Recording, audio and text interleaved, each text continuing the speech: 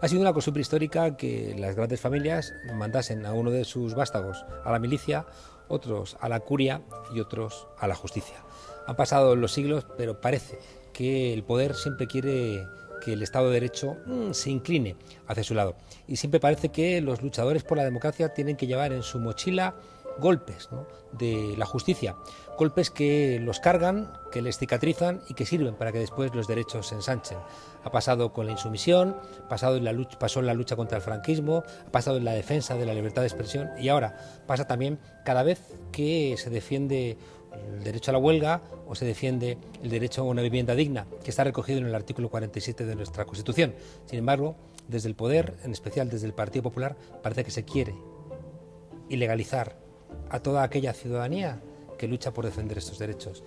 Isa Serra, ¿cómo estás? ¿Qué tal? Muy bien, Juan Carlos. Está el Partido Popular diciendo se estrecha el cerco, ¿no?, sobre Isa Serra, ¿no?, planteando poco menos, no sé, que hubieras sido parte de la Gürtel o de la trama de los ERE o de la trama de algunas de estas corruptelas. Sin embargo, lo que hiciste fue intentar parar un desahucio de una persona con una discapacidad total.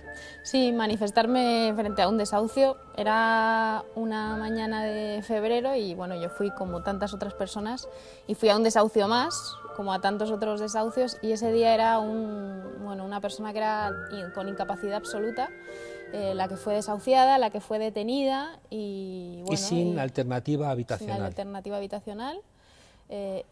Evidentemente fuimos muchas personas las que nos manifestamos contra ese hecho y a favor del derecho a la vivienda digna. Es que ahí los policías debieran detener a los responsables de echar a la calle a una persona con discapacidad y sin alternativa habitacional. Sin embargo, detuvieron a algunos compañeros, a ti ni siquiera. No, detuvieron a la persona que vivía en esa casa que fue desahuciada, a 3 personas de Stop Desahucios, y a mí ni siquiera, a mí me vinieron a buscar un mes después, es decir, a mí no me identifican en ese desahucio, ni me detienen. Posteriormente me vienen a buscar y me dicen, bueno, que estoy dentro de un proceso. ¿Te van a buscar a tu casa? Me van a buscar a la facultad. A la facultad. A la facultad. Y me dicen que estoy dentro de un proceso y que estoy, acusada por parte de la policía pues de haber cometido desórdenes públicos, atenta a la autoridad y daños. Y ahí empieza el proceso, pero el proceso, esto es del año 2014 y fíjate que estamos casi en el 2020 y todavía continúa. Tú ya habías aparecido en listas, ¿no?, en ese momento, en 2014, sí, a las elecciones europeas. Yo ya, justo era el momento en el que se acababan de hacer las listas a las europeas, era el momento en el que había surgido Podemos hace poco tiempo, y habíamos estado pues en el Teatro del Barrio, contigo de hecho, me acuerdo de ese día, y ya estábamos montando esta herramienta política, así que, entiendo que me conocían en parte también por eso. Claro. O sea, parece que es evidente que si no, ¿de dónde te van a localizar? Si no te detiene la policía en ese momento, ¿cómo te localiza? ¿Cómo sabe quién eres? Es imposible, ¿no? A no ser que, efectivamente, pues ya eres una persona que empieza a ser conocida por algo que generaba cierta suspicacia en el poder, que era el surgimiento de Podemos. Eso es. Y aparte, es verdad que yo creo que el hecho de que me manifestasen otros movimientos sociales frente a las reformas universitarias, etcétera, pues podía hacer también que me conociesen por eso. Lo digo porque hay muchos activistas también que han sido procesados por el hecho de manifestarse por la vivienda digna, ¿no? Hay uno de los elementos claros, ¿no?, de ese tipo de comportamientos, que es generar miedo entre la ciudadanía frente a cualquier tipo de protesta. Sí, y de hecho, por ejemplo, ahora mismo, también cuando vemos, por ejemplo, cómo cuentan los medios de comunicación que yo estoy procesada, incorporan directamente el atestado policial sin ponerlo en duda, sin plantear que puede haber, que eso son lo que dice la policía y que no es ni mucho menos lo que tiene que haber pasado. Todos los insultos que dicen que yo les dirigí. Está como lleno de literatura poco creíble, ¿no? Sí, dicen que les dije a alguna gente de policía que les dije mala madre, cocainómana, hija de puta. Además que son cosas que yo nunca diría, son expresiones que nunca utilizaría, ¿no? No, y además desde una perspectiva feminista que tú compartes y defiendes. Sí, ¿cómo le voy a decir mala lleno madre? De hombres aquello, ¿no? Parece extraño que te dirigieras. Me dirijo a las mujeres, agentes de policía, les digo eso, no tiene ningún sentido desde el punto de vista de lo que soy y lo que pienso, ¿no?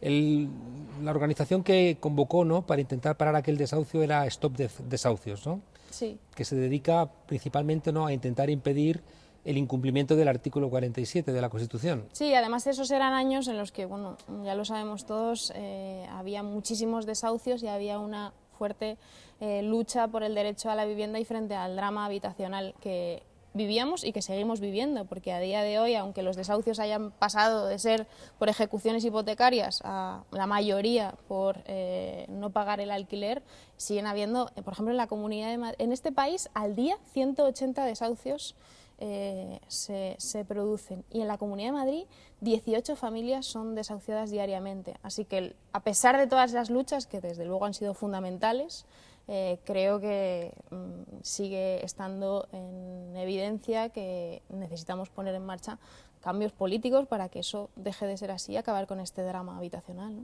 Esa experiencia de intentar parar desahucios en la calle, ¿se continúa de alguna manera en tu tarea aquí, en la Asamblea de Madrid?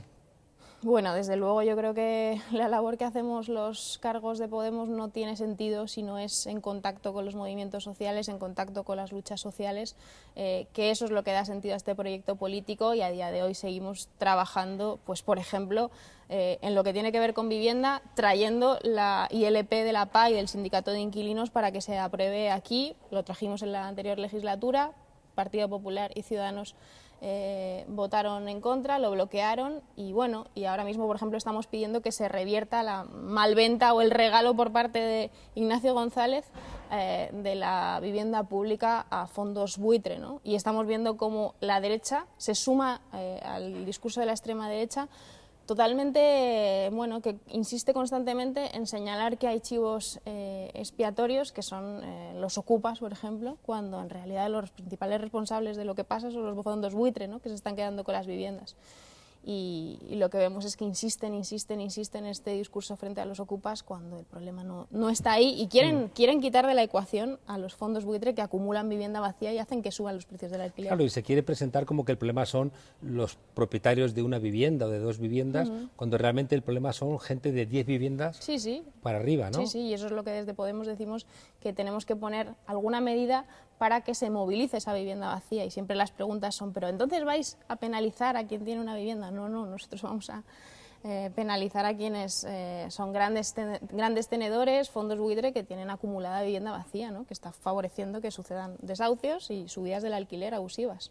Es curioso que la información que da la prensa, ¿no?, sobre tu imputación, me da la sensación de que es más exagerada que, por ejemplo, el hecho de que la alcaldesa de Madrid regalase vivienda social a fondos buitre, ¿no?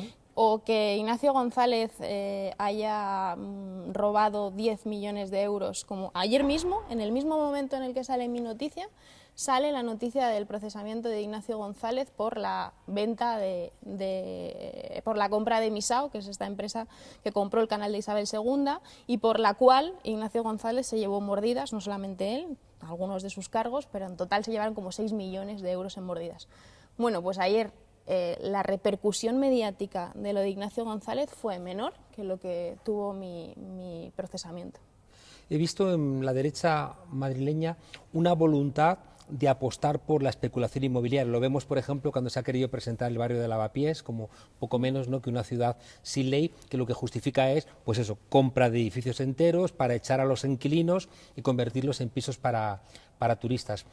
¿Tiene algo que ver, ¿no?, tu imputación y ya digo, la construcción del escándalo de que Isa Serra, ¿no?, participa en un operativo para parar un desahucio? ¿Tiene algo que ver con esta voluntad del Partido Popular de hacer de la especulación inmobiliaria uno de sus elementos centrales de la política pública en Madrid? Sí, absolutamente. Yo creo que el intento del Partido Popular es hacer que el modelo de la Comunidad de Madrid, el modelo económico, esté basado en la especulación sobre el suelo y la especulación sobre la vivienda. Y por eso quienes nos manifestamos diciendo que esto es un derecho fundamental, que está en la Constitución y que hay que garantizarlo, bueno, pues están haciendo lo posible para que no sea así y sea una especulación constante, y por tanto, evidentemente, lo que hacen es proteger a esos fondos buitre que especulan con vivienda y que se forran a costa de los ciudadanos que se quedan en la calle, ¿no? En la calle, por cierto, la mayoría de los desahucios incluyen a niños, a menores que están durmiendo en la calle sin alternativa habitacional por estos desahucios. Así que seguramente el intento por criminalizar a las personas que se manifiestan por el derecho a la vivienda digna tiene que ver con defender a esos grandes especuladores, ¿no? Una última pregunta. Siempre he creído que todas las personas demócratas tienen que pelear las peleas que le tocan, ¿no? Fueran en la lucha contra el franquismo, fueran en la defensa pues, del Estatuto de Autonomía, en la amnistía. En mi generación nos tocó pelear la insumisión. ¿Forma parte la lucha contra la especulación inmobiliaria y contra los desahucios? ¿Forma parte de la lucha de tu generación? Sí, desde luego. Yo creo que bueno, el 15M no tiene sentido sin la lucha de la plataforma de afectados por la hipoteca, y que todos los jóvenes que hacemos ese recorrido, que bueno, muchos de los cuales primero estamos en la universidad movilizándonos, otros no están dentro de la universidad, pero que nos juntamos y salimos a la calle con el 15M, lo hacemos con una fuerte conciencia de lo que es el derecho a la vivienda y de cómo se está vulnerando ese derecho por parte fundamentalmente de los bancos que se estaban quedando y que se han seguido quedando con las viviendas de la ciudadanía, y por tanto sí, yo creo que es un eje fundamental, y que, como digo, esa generación a día de hoy sigue sin tener garantizado ese derecho. Seguimos viendo cómo los precios del alquiler no dejan de subir, y es una cosa que ha marcado esta generación. Los alquileres son imposibles en Madrid. Sí, sí, en los últimos años en barrios como Puente de Vallecas o como Arganzuela han subido un 40%, una bestialidad. Y los salarios un 7%. Oye, Isa, ¿la derecha te ha atacado? ¿Has recibido apoyos? ¿Has recibido muestras de solidaridad? Sí, he recibido muchísima muestra de solidaridad. Ya cuando salió la noticia hace unos meses lo recibí, pero ayer, antes de ayer, cuando ha salido esta noticia del procesamiento, muchísima gente Hace un momento he visto gente que te saludaba. Sí, han venido también miembros del Partido Socialista a decir que, bueno, que están conmigo, y que desde luego bueno, que creen que aquí hay un intento por parte de los poderes en criminalizar, y que, bueno, en concreto también, por cierto, puede ser del Partido Popular, porque hay que decir que el juez que está instruyendo el caso es nombrado por el Partido Popular. Y aquí quiero decir una cosa: yo traté de renunciar al aforamiento, porque nosotros en Podemos consideramos que bueno, los políticos no pueden estar por encima de cualquier ciudadano a la hora de ser juzgados. Y yo decía, yo quiero ser juzgada como cualquier otra persona que ha sido por haber defendido el derecho a la vivienda. No me admitieron esa petición por parte del Tribunal Superior de Justicia de Madrid, pero creo que es importante haberlo solicitado y ahora esperar a que sea el Tribunal Superior de Justicia. Me temo que los aforamientos solamente sirven al Partido Popular, que es quien ha colocado a jueces afines. Isa Serra, no tengo la sensación de que te hayan metido mucho miedo con esta querella. No me han metido miedo, creo que es nuestra labor seguir luchando, y lo vamos a seguir haciendo, hagan lo que hagan. Muchísimas gracias. Gracias a ti.